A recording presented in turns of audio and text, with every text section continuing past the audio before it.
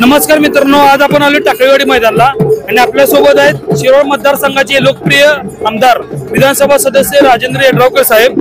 तर आता त्यांच्या संकल्पनेतून हे मैदान आज पार पडाले। तर मैदान साहेबांची जी विधानसभेला लीड होती तर त्या लीडच्या 10 पट बक्षीस हे त्यांची जवळची निकटवर्तीय तसेच कट्टर कार्यकर्ते समजले जाणारे प्रमोद दादा यांनी हे मैदान आयोजित केले। तर साहेब त्या मैदानाबद्दल तुम्ही काय सांगशील? हे मैदान तुमच्या विधानसभेच्या जी लीड आहे त्या लीडचे 10 पट हे केले आयोजन केले, त्याबद्दल मैदानाबद्दल तुम्ही किंवा प्रमोदांबद्दल काय सांगशील? निश्चितपणे बैलगाडा शर्यत ही गेली अनेक वर्षांपासून त्या बैलगाडी शर्यतीवर मध्यंतरीच्या काळामध्ये बंदी आली। बरोबर। आणि बंदी आल्यानंतर अनेक बैलगाडा शर्यतींची खऱ्या अर्थाने निराशा झाली। पण त्याही काळामध्ये बैलगाडी शौकीनाने न हरता मग वेगवेगळ्या कोर्टाच्या माध्यमातून शेवटपर्यंत लढण्याचा प्रयत्न केला आणि राज्य सरकारनं सुद्धा त्याला सकारात्मक प्रतिसाद, ज्या पद्धतीने कोर्टात राज्य सरकारनं सुद्धा बैलगाड्या शर्यतींच्या भावना लक्षात घेऊन त्या ठिकाणी बाजू मांडण्याचा प्रयत्न केला आणि बैलगाड्या शर्यतीला परवानग्या मिळायला चालू झाल्या।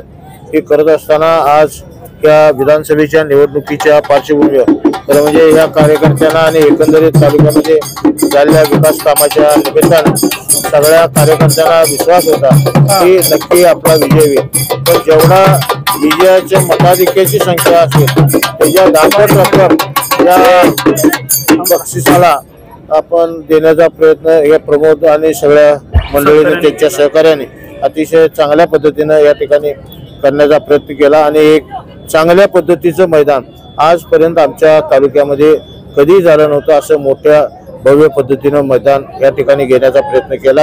येणाऱ्या काळामध्ये चांगल्या पद्धतीचं त्या बैलगाड्या शौकीनांसाठी म्हणून स्वतंत्र या ठिकाणी मैदान कशा पद्धतीने उभा करता येईल या दृष्टीने सुद्धा येणाऱ्या काळामध्ये प्रयत्न करणार आहोत। या येणाऱ्या काळामध्ये बैलगाडी शौकीन असतील किंवा तालुक्यातल्या सगळ्या समाज घटकाला एकत्रितपणाने घेऊन त्यांच्या ज्यांना न्याय कशा पद्धतीने देता येईल या दृष्टीने काम करण्याचा प्रयत्न करतो।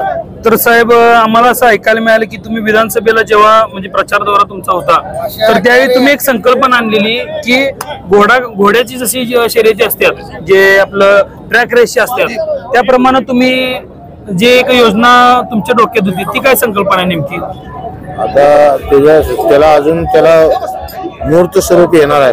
पण येणाऱ्या काळामध्ये चांगल्या पद्धतीने एका ठिकाणी बसून सगळी शर्यत ही पाहता आली पाहिजे अशा पद्धतीची एक भूमिका आपली संकल्पना आहे। त्याला कशा पद्धतीने त्या दृष्टीने येणाऱ्या काळामध्ये त्यासाठी सुद्धा आपण प्रयत्न करतो। तर साहेब, आम्ही असं ऐकायला मिळाले की तुम्ही स्वतः एक बैलगाडी मालक पण आहे, तुम्ही एक शेतकरी कुटुंबातनं एक माजी आता मंत्रिपदाचा प्रवास तुम्ही केलाय।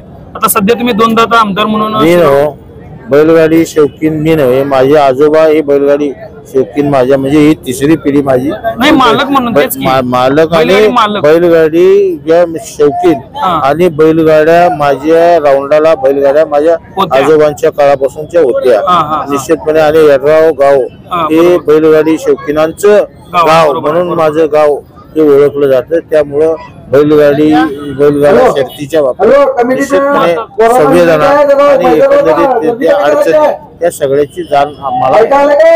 आता तुमची आता सध्या बैल पण आहेत, तुम्ही आता तुमची काय व्हिडिओ पण आम्ही पाहिले की तुम्ही स्वतः पेरणी असते, स्वतः तुम्ही त्या अवतार उभा राहून तुम्ही पेरणी करतायसा। तर आता माग उमेदवारला 2 मैदान झाली मोठी, तर त्यामध्ये ती तुमच्या सहकार्यातनं ती मोठी मैदान पार पडली। तुम्ही मोठी मैदान जी पार पाडलाच बरोबर, 1,51,000चं होतं आणि 51,000चं मैदान चांगलं झालं। तर आता अजून काय म्हणजे मोठं मैदान तुमच्या संकल्पनेतनं येत्या दिवसात आपल्याला पाहायला मिळेल? ज्या पद्धतीनं बैलांच्या एकंदरीत आता बैलांचे दर आणि बैलांची पळण्याची आता कॅपॅसिटी ज्या पद्धतीनं निघा बैलगाडी मालकाला ज्या पद्धतीनं ही सगळं ज्यावेळा ही शर्यत केवळ शर्यतीपुरतं नुसतं बघणाऱ्याचं तेवढं मनोरंजन झालं, बघणाऱ्याला आनंद मिळाला, पण प्रत्यक्षात जो बैल ही जपतो, बैल जो सांभाळतो त्या माणसाला माहिती आहे की बैलांचा खर्च काय असू शकतो। या बैलात आपण आता हेलिकॉप्टर पाहिजे त्या आपण सगळ्यांच्या आपण हारण्या त्या सगळ्या बैलांचा आपण उल्लेख करतो। लोकांना उत्साह आहे, लोक बघतात, मनोरंजन लोकांचं होतं, लोकांना समाधान होतं शर्यत बघितलं। पण त्याला पाळण्याचा खर्च हा भयंकर मोठा असतो आणि त्या पद्धतीनं बक्षीस सुद्धा त्या प्रमाणामध्ये असली पाहिजे ही मुळात ही संकल्पना घेऊन आता इथनं पुढच्या तर मित्रांनो आपल्यासोबत होत तर त्यांनी भरपूर ह्या क्षेत्रासाठी मदतही केल्या आणि त्यांचं योगदानही मोठं आहे या क्षेत्रामध्ये. तर ही होती त्यांची छोटीशी मुलाखत. धन्यवाद.